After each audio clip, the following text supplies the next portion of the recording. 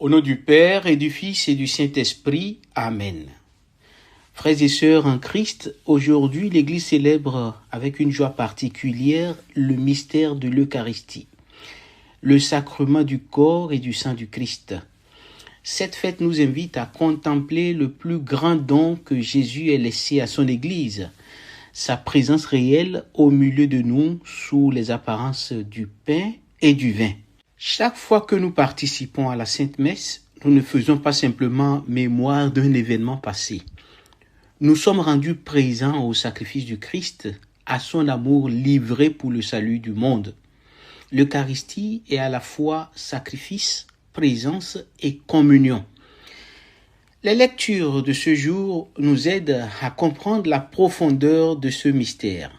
Dans la première lecture, Moïse rappelle au peuple d'Israël son long chemin à travers le désert. Le désert fut un lieu d'épreuve, de fatigue et parfois de révolte. Pourtant, Dieu n'a jamais abandonné son peuple. Il lui a donné la manne, cette nourriture mystérieuse descendue du ciel. Moïse explique que Dieu voulait enseigner une leçon fondamentale. L'homme ne vit pas seulement de pain, mais de tout ce qui sort de la bouche de Dieu. La manne était un signe. Elle nourrissait le corps, mais annonçait une nourriture plus grande encore. Saint Augustin remarque souvent que toute l'histoire du salut est une pédagogie divine. Dieu prépare progressivement son peuple à recevoir le don suprême de son Fils. La manne rassasiait pour un jour. L'Eucharistie nourrit pour la vie éternelle. La manne tombait chaque matin sur le sol du désert. Dans l'Eucharistie, c'est le Christ lui-même qui se donne à nous quotidiennement. Aujourd'hui encore, beaucoup de personnes cherchent une nourriture capable d'épuiser leur faim intérieure. Faim de vérité, faim d'amour, faim de sens, faim de paix.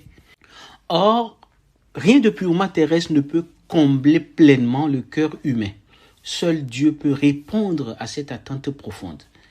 Et l'Eucharistie est précisément le pain des pèlerins, le pain de ceux qui marchent vers le royaume des cieux. Le psaume responsorial de ce dimanche est un chant de reconnaissance. Israël bénit le Seigneur parce qu'il prend soin de son peuple, le protège et le nourrit. Cette attitude de gratitude est au cœur même de l'Eucharistie. Le mot Eucharistie signifie précisément action de grâce. Dans un monde où l'on insiste souvent sur ce qui manque, la liturgie nous apprend à reconnaître ce qui nous est donné. Chaque messe commence par cette reconnaissance, en annonçant la grâce de Jésus notre Seigneur, l'amour de Dieu et la communion de l'Esprit Saint. Notre existence elle-même est un don, chers frères et sœurs. La foi est un don, l'Église est un don, tout est un don de la part de Dieu. L'Eucharistie est le don par excellence. Lorsque nous recevons le corps du Christ, nous accueillons le plus grand trésor que Dieu puisse offrir, c'est-à-dire son propre Fils. Dans la deuxième lecture de ce dimanche, Saint Paul nous fait découvrir une dimension essentielle de l'Eucharistie. Elle construit l'unité de l'Église. Nous avons parfois tendance à considérer la communion comme un acte individuel entre Jésus et moi. Certes, cette rencontre personnelle est réelle et précieuse, mais elle ne s'arrête pas là. L'Eucharistie nous unit au Christ pour nous unir aussi les uns aux autres. Saint Paul affirme en effet, « Puisqu'il y a un seul pain, la multitude que nous sommes est un seul corps. » Et c'est précisément ici que l'on peut évoquer la magnifique image développée par saint Augustin dans ses sermons 227 et 272 adressés aux nouveaux baptisés d'Hippone. Saint Augustin demande à ses auditeurs de regarder avec attention le pain eucharistique sur l'autel. Ce pain n'est pas formé d'un seul grain de blé. Il est le résultat d'une multitude de grains. Les grains ont été semés, moissonnés, broyés, mélangés, pétris, passés par le feu avant de devenir un seul pain. De même, le vin provient donc d'une multitude de grappes et de raisins qui ont été pressés ensemble pour former une seule boisson. Pour saint Augustin, cette transformation est l'image même de l'Église. Nous venons d'horizons différents, avec nos histoires, nos sensibilités, nos caractères, nos cultures, etc. Pourtant, l'Esprit Saint nous rassemble dans une même communion.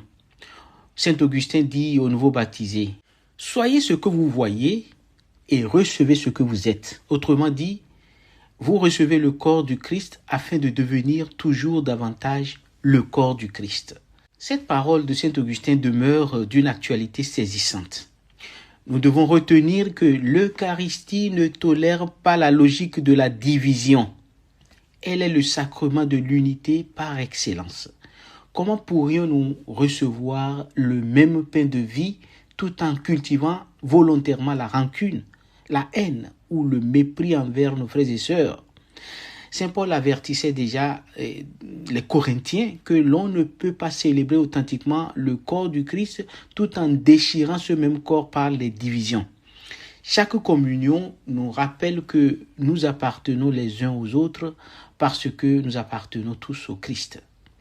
Certes, l'unité chrétienne ne signifie pas absence de désaccord quelquefois. Les premières communautés chrétiennes elles-mêmes ont connu des tensions. Mais l'Eucharistie nous interdit de transformer les différences en rupture, les oppositions en exclusion et les blessures en murs infranchissables. En nous donnant son corps livré et son sang versé, Jésus nous apprend la voie du pardon, de la réconciliation et de la charité fraternelle. Chers frères et sœurs, dans un monde traversé par les divisions, les conflits et les différentes sortes de polarisation, l'Eucharistie nous rappelle que nous sommes appelés à l'unité. Communier au même pain exige que nous apprenions à vivre en frères et sœurs. Nous arrivons maintenant au cœur de la célébration. Dans l'évangile selon Saint Jean que nous propose cette liturgie, Jésus prononce des paroles qui ont scandalisé beaucoup de ses auditeurs. Ma chair est la vraie nourriture et mon sang est la vraie boisson. Jésus ne parle pas ici de manière symbolique ou simplement figurée. Il annonce le don qu'il fera de lui-même dans l'Eucharistie. Le Christ ne donne pas quelque chose, il se donne lui-même. Toute l'histoire de l'amour de Dieu culmine dans ce geste, dans ce don. Le Seigneur connaît notre faiblesse. Il sait combien notre foi peut vaciller. Il connaît nos fatigues, nos combats et nos blessures. Alors il choisit de demeurer avec nous sous la forme la plus humble qui soit, le pain et le vin consacrés. Et Jésus ajoute, « Celui qui mange ma chair et boit mon sang demeure en moi et moi en lui. » L'Eucharistie n'est donc pas seulement une présence extérieure, elle crée une communion intime avec le Christ. À travers elle, le Seigneur habite notre vie, transforme notre cœur et nous configure progressivement à lui. Voilà pourquoi, chers frères et sœurs, les saints ont toujours vu dans l'Eucharistie la source de leur force. Saint Augustin lui-même contemple ce mystère avec émerveillement. Alors que la nourriture ordinaire est assimilée par celui qui la mange, dans l'Eucharistie, c'est le croyant qui est peu à peu assimilé au Christ. C'est-à-dire, nous ne transformons pas le Christ en nous-mêmes, c'est nous qui nous transformons en lui. Frères et sœurs, dans le Christ, en cette fête du corps et du sang du Christ, l'Église nous invite à redécouvrir 3 grandes vérités. L'Eucharistie est le pain vivant descendu du ciel pour nourrir notre marche. L'Eucharistie construit l'unité de l'Église et fait de nous un seul corps. L'Eucharistie nous unit intimement au Christ pour nous transformer à son image.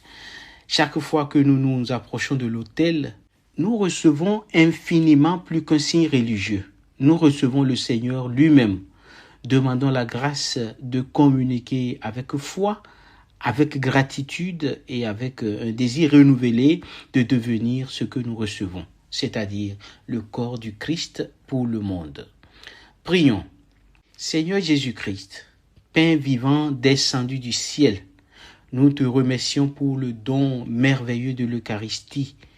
Tu nourris notre foi, tu fortifies notre espérance, tu fais grandir notre charité. Apprends-nous à te recevoir avec un cœur pur, à reconnaître ta présence dans le Saint-Sacrement et à vivre chaque jour en communion avec toi. Fais de ton Église un seul corps rassemblé dans l'amour, comme des grains de blé qui deviennent un seul pain et comme des raisins qui deviennent un seul vin. Que l'Eucharistie soit la source de notre unité, la force de notre témoignage et l'avant-goût du banquet éternel du royaume. Toi qui vis et règnes pour les siècles des siècles. Amen. Chers frères et sœurs, dans la joie de cette célébration, de cette solennité, je vous souhaite un très bon repos dominical dans l'espoir de nous revoir très prochainement. Que le Seigneur vous bénisse et vous garde dans son amour, au nom du Père et du Fils et du Saint-Esprit. Amen. À dimanche prochain, par la grâce de Dieu.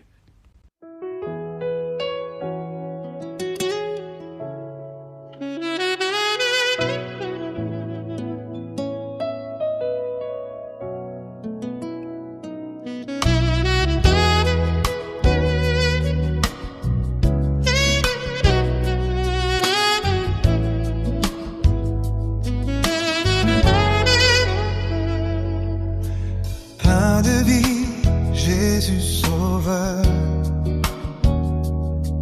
tu te donnes à nous ton corps et ton sang, la vraie nourriture et la vraie boisson pour nos pèlerins